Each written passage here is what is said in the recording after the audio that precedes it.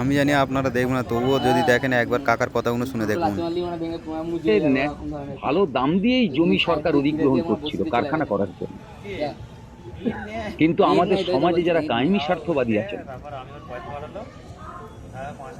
যারা আমাদের সমাজকে পেছিয়ে দিতে চান, তারা দেখলো যদি কৃষিতে অগ্রগতি ঘটিয়ে বামফ্রন্ট যদি 34 বছর থাকে, আর যদি শিল্প কলকারখানা করে যদি সব বেকার ছেলেদের একটা কাজের বন্দোবস্ত হয়, তাহলে বামফ্রন্টকে পশ্চিমবাংলা থেকে আরো 50 বছর হটানো যাবে। সেজন্য পরিকল্পনা হয়েছিল সব কথা। জানো না, এই পরিকল্পনার মাস্টার মাইন্ড হচ্ছে খোদ আমেরিকা। আমেরিকায় বসে এই পরিকল্পনা হয়েছিল যে পশ্চিমবাংলার বামপন্থীদের ভারতবর্ষে যদি দুর্বল করতে হয়, তাহলে পশ্চিমবাংলার বামফ্রন্টকে ক্ষমতা থেকে হটাতে, রাজ্য থেকে হটাতে। সেজন্য হরেক কিসেমের সব পার্টিকে একজোট করা হয়েছে। সব থেকে বড় ঘাতক যারা, তাদেরকে একদিকে ডেকে নিয়ে আসা হলো। মাওবাদী, উগ্র বামপন্থী, উগ্র দক্ষিণপন্থী, সাম্প্রদায়িক মৌলবাদী, আরএসএস সব এক মঞ্চে এসেছিল,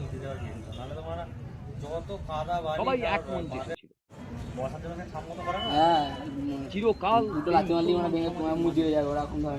এরা ছিল বছরের পর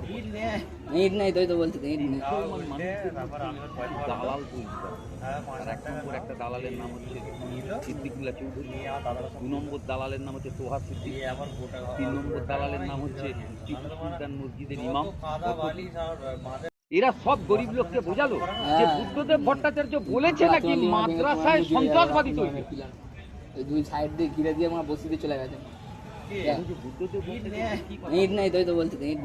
বুদ্ধদেব ভট্টাচার্য সত্যি কি বলেছিলেন? কেউ কোনো ভিডিও শুনেছেন? আরে বুদ্ধদেব ভট্টাচার্য তিনি রাজ্যের মুখ্যমন্ত্রী, তিনি পুলিশ মন্ত্রী। তার কাছে আইবি ডিপার্টমেন্ট থেকে রিপোর্ট দিয়েছে যে আমাদের পশ্চিমবাংলার বাংলাদেশের সঙ্গে সীমান্ত আছে 2400 কিলোমিটার। এই সীমান্তবর্তী কিছু খারিজি মাদ্রাসা, সেই খারিজি মাদ্রাসা ব্যবহার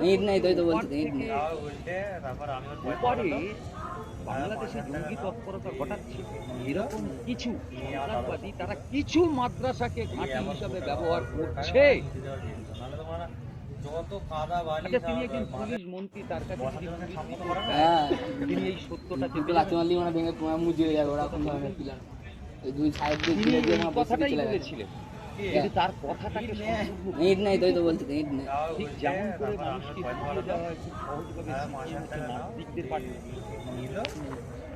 সবাইকে বুঝিয়ে দেখান। এখানে সিপিএম থেকে সিপিএমটা নাস্তিকদের পার্টি, সিপিএম ধর্ম মানে ধর্মের ঠিকাদারি নিয়েছে যেন ওই এরা যারা এটা প্রচার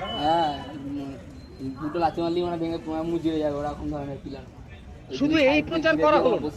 বললো নন্দীগ্রামে মুসলমানদের বেছে বেছে জায়গা, মাদ্রাসা চলে যাবে, মক্তব চলে যাবে, কোনো কিছু থাকবে না, মসজিদ চলে যাবে, সব নিয়ে নেবে সরকার।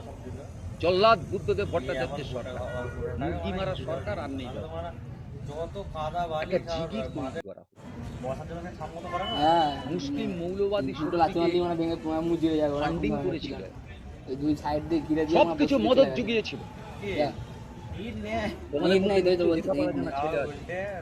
কলম পত্রিকা, এই কলম পত্রিকাটা ছিল একটি পাক্ষিক পত্রিকা।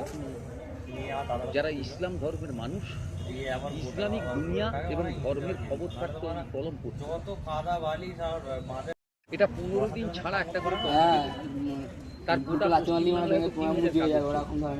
এই কলম পত্রিকাটাকে তৃণমূলের থেকে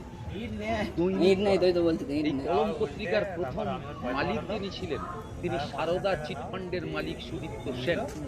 হারামের টাকায় কমের কথা কওয়া শুরু হলো। সব লোককে বোঝানো হলো কলম পত্রিকা পড়লেই উপরে আল্লাহ, তার নিচেই মমতা, এভাবে বোঝানো শুরু। দিদি ক্ষমতায় এলেন পশ্চিমবাংলা, আমরা হেরে গেলাম। ক্ষমতায় আসার পর 1 মাসের মধ্যে 30টা লাশ পড়েছিল। আমি প্রত্যেকের নাম বলে দিতে পারি। জিতেন নন্দী, 65 বছরের বৃদ্ধ, অবসরপ্রাপ্ত প্রাইমারি শিক্ষক। ভোটের রেজাল্ট বেরিয়েছিল 11 সালের 13ই মে। 14ই মে সকালবেলা তার বাজারে পার্টি অফিস